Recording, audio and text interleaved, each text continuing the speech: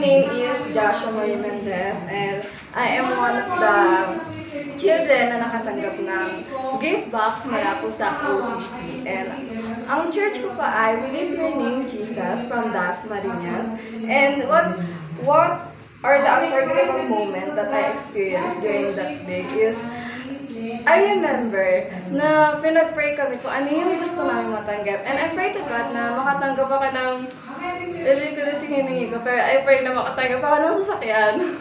Although it's just a small box, di ba? Pero nga, upon receiving the gift, I received, syempre hindi totoo sasakyan, pero I received a small car na sasakyan na hanggang ngayon, nasa akin pa rin. Hanggang ngayon, nasa bahay, nasa kwarto ko pa rin siya. Kasi, kiniklaim ko siya as, although that time kasi, bata pa po ako nang tinanggap ko yun. So, syempre, God will not give something na hindi naman natin kaya i-handle. So, I expected na when na kaya ko nang i-handle, na marunong na ako, ibibigay ng Panginoon yung sasakyan na yan. Kaya pinakahawakan ko yung sasakyan na yan, yung small toy car na hawak-hawak ko hanggang ngayon.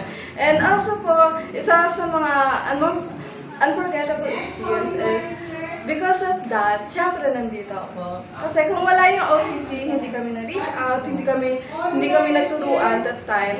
At ngayon, isa na ako sa team leader na kung saan, isa na kami sa partner na magbibigay naman. Kami naman yung gamitin ng Panginoon to give gifts to those children na syempre, isa din sa mapagpapala ng ating Panginoon.